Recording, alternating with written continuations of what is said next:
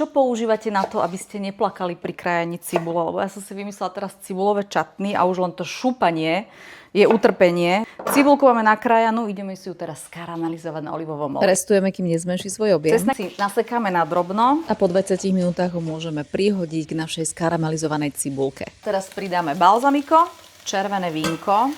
Dajte kvalitné víno. A môj milovaný javorový sirup. Teraz si ideme v troške javorového sirupu rozmiešať pektín, aby keď budeme používať čatny, sa nám neuvoľňovala tá šťava, iba trošičku ho dáme na jemné zahustenie. Rozmiešame to na kašičku, aby sa nám nevytvorili hrudky. No a teraz to takto krásne prilejeme do cibulky. A keďže pektín reaguje dobre iba keď je v kyslom prostredí, tak dáme trošičku kyseliny citrónovej. Cibulka sa nám pekne prepojila so šťavou vďaka pektínu a my môžeme naše cibulové četny dávať do pohárikov. Je dôležité, aby boli vysterilizované tie poháriky.